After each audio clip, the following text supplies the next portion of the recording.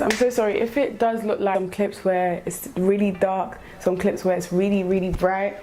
I am so sorry, but this sun is really playing with me. This is the struggles of recording, daylight. You got your cup already. Now is the time to go and get it. This cuppa is really nice and hot. In my favorite mug that you'd have seen Gary in. Lots of things go in this mug. You know, it's a beautiful mug. One more sip and then we'll start the video. Oh, I can't sip it, it's too hot. Let me get straight into it. So where do I start? What have I been up to? Okay, so shortly after I came back from Nigeria, radio show for tea time, I felt so humbled because it was just like, wow, radio show. I never thought, if of all the last things I thought would be, or the ideas that of the opportunities that could come out of this platform, the radio show was the last that I thought. So it was quite a lovely and humbling experience. There was no like awkward moment. It was just like a free-flowing conversation, which I really enjoyed. It gave me a chance to really speak openly. You know, after the radio show, I started rehearsing with a fantastic drama group called YIA. Yahweh in Action. Amazing, they're an amazing young group of people. So it was amazing working with them. They were so patient with me, very patient with me. And the banter. So we started rehearsing and I lost my grandma. The show was in 2 weeks. Thinking, God, how am I gonna get through this? How am I gonna get through this? I remember there were times when I'll be trying to rehearse my lines, trying to process everything. I had like huge chunks, huge monologue chunks, guys, like huge. Okay, not huge like a whole page, because I'm saying huge now, you guys are thinking, oh, how big is it? They're quite much to say. Got the news, this was like 2 days after, and I'm really trying to go back into rehearsals, trying to learn my lines, and I'll be struggling, I'll just break out crying, or I'll just be struggling to process everything. It was a really tough moment. I found strength, and guys, I know it might sound so cliche, but I found strength, and if I can find strength in this, oh God, let the sunlight stay, please. Please, God, let the sunlight stay. Okay, yeah, he answered. In this hard time, what I'm trying to say is, any hard time that's placed before you, you can get through it, and you just need to keep telling yourself it will get better. Trying to do my best, give my 100 to everything else that was going on around, as well as this at home. But then I thank God for his strength. I thank God for the people, family, friends, the support. It's amazing, absolutely amazing. Partly was helped me get through it as well. So don't worry, if you're going through your hard time, you will get through it, and it does get better. If you just hold on in that dark moment, regardless of whatever it is, it does get better, and it will get better. This too will pass. Now moving on swiftly to my uni experience. Wow, I am definitely not the person who started uni in 2012 to Canterbury Christ Church University. I got CCU. I don't even know if I can't remember the chance. Now my first year was great. Like it was great. Looking back at it now, through my first year I was thinking, oh, this is so long, I can't wait for my third year. And guys, anyone who's in uni right now, whether you're in first year, whether you're in second year, whatever year you're in, mainly for first years though, I know you're probably going to sit in that first lecture. This is what I did. Don't let me speak for you. So I sat in my first lecture and I was thinking, yes, I'm going to do this. I'm going to get this first class. I'm going to get this 2-1. Well, like you want to do really well. But I don't know what happens all through the year. It's just like motivation kind of just decreases as the year goes along. And then towards the end of the year, you're like, yeah, it's over. It's time to go. I want to go home now. I can't be bothered anymore. I'm done with this. But guys, please, the first thing I'm going to tell you to do is persevere. I almost failed. In fact, I did fail. I failed my first year. I had 5 retakes. I remember I found out my grades when I was in Atlanta. So I remember looking at my grades, I was like, oh my God, there's so many resits I had to do. I think I had 4 or 5 resits. I know. And I wasn't really passing that much. Okay, maybe I did attend a couple of parties. No, first year was amazing. You had no worries. Student loan was the only thing you were worrying about and waiting for. And if you'll be able to manage the rest of your student loan, don't go and spend your student loan unnecessarily on stuff that's not worth it. Don't go and do that. Let me get back to the story of how I almost failed. I had 4, I think it was 4 resits, not 5. Yeah, I think it was 4 resets. And then I remember just speaking to my dad, and I was so scared. I was like, how am I going to tell my dad? How is he going to react? He was able to help me. We're able to practice. They were trying to tell me that I failed one of my resets. So according to them and according to their calculations, which we ended up finding out was wrong, and which they ended up finding out was wrong. But anyway, and basically I have to start looking for another uni. I said, eh?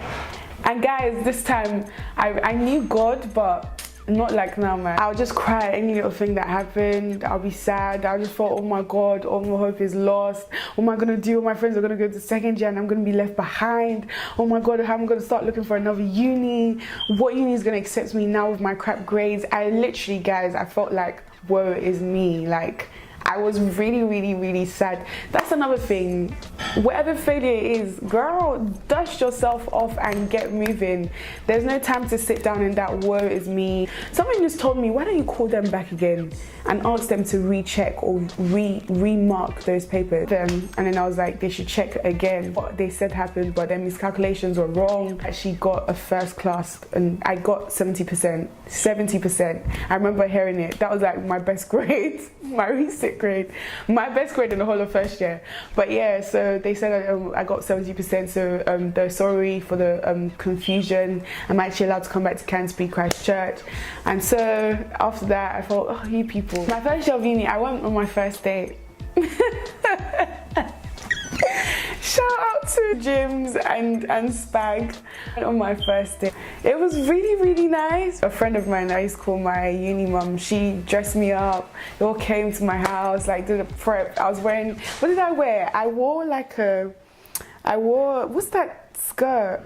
Oh, that playful skirt. I wore like a nice playful like top, and I wore a leather jacket. Basically it was all black.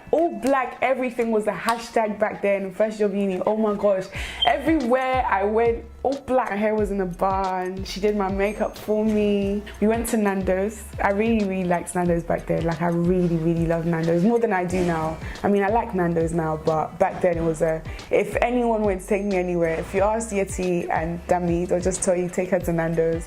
He was funny, he was a cool guy. I really felt some way in me. There was just something in me. Like, guys, follow your intuition. I'm telling you, it will see you through. There was something in me that was just like, I don't know. Plus, I was kind of in like a talking ship. Ah, my God. I've been in a couple of talking ships in my lifetime. This is why I don't like talking ships, because now I'm just like, yeah, I'm over that now. Again, I was thinking, like, we only just started first year. And back in first year, I was just so inviting. I invited everyone and everybody to my house. Like, there was a time after lecture. Some of my friends watching this were thinking, I remember this day. I made everyone Indomie and stew. And my mom packed me jollof rice. Hey guys, pack food from home, or don't go and do it. I'm never gonna see you later. Scheme. You're gonna get hungry and you're gonna remember you have family in London and you're gonna come back to London to come and hunt for food.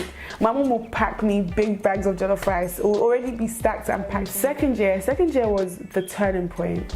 I would say second year was the turning point for everything. Looking back at it now, and I'm so thankful for that turning point, guys. Like, I'm so grateful for the turning point. If you're in Kent, if you're in Canterbury, head over to Salem Kent. I miss uni fellowship. Like, oh, I miss uni fellowship so much. My grades were much better, thank God. Much better. I was able to focus more. I attended less parties, but I still want to jaye a bit, you know. Shout out to Spag and Ross. They also kept me through. They saw me through.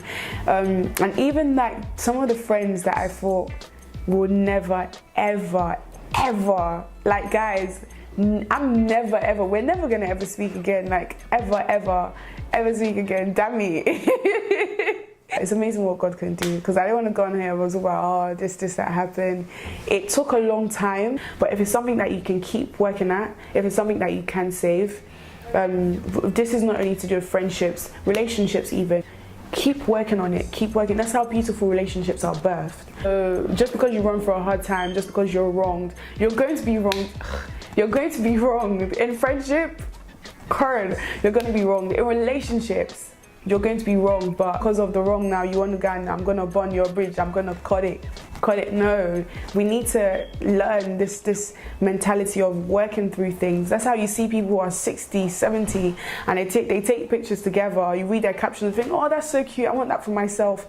If you want that for yourself, a lot of forgiveness, a lot of trust, a lot of love will have to go through a period where you feel like your trust has been broken. Forgiveness will help you get through so many things that you don't think you would have gotten through, and it will in turn save relationships. Yes. Tea time was birthed. Tea time was birthed in 3rd year. That's my highlight of 3rd year. Yeah, tea time was birthed in 3rd year, and it was out of hours and hours of just being by myself, thinking, God, what is it you want me to do? I want to find I'm trying to find my own voice. It's not really hot anymore. Like, my whole university experience, it's one that I'm so glad, I'm so thankful to God that I went through. I learned key lessons. There are times where I went through loneliness. There are times where I felt like, God, why am I the only one in this? Spag looked after me. Shout out to her. She really looked after me. Like, if I talk about my uni experience, there's certain people that I know that I can't miss their names out, because they were a part. They were they were part of the orchestra.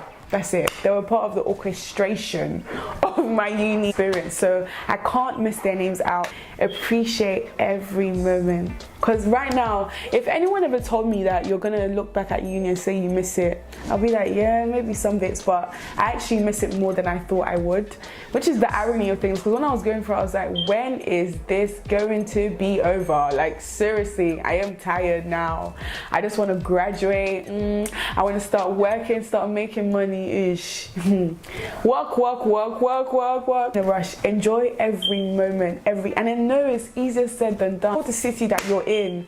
Teach yourselves about the city that you're in. Like, just do things and just try and make the most out of that experience. If you're in 3rd year, please start job hunting from now. And I know we're only in October. Start job hunting from now, because I'm telling you, it is not easy. Look for graduate schemes, look for internships, anything to just keep you busy, anything to not make you idle. And I know you're going to think, oh, I need to rest, I want to rest when I finish uni. It's cool, you can rest, but trust me, resting is better when you know that you are resting and money is still coming. So till you get to the point where you're resting and money is still coming in, my dear, don't rest yet. Go on, even if it's a part-time job, like, go and get yourself enrolled in something. If you enjoyed the video, please let me know your thoughts. Let me know if you've gone through uni. Let me know what your experience was like in the comment section. You never know who might be reading, who you may be helping. Yeah, let's share, let's talk, let's conversate. Thank you guys so much for watching, and I'll see you in my next video where I will be sharing about my master's experience. See you later. Bye.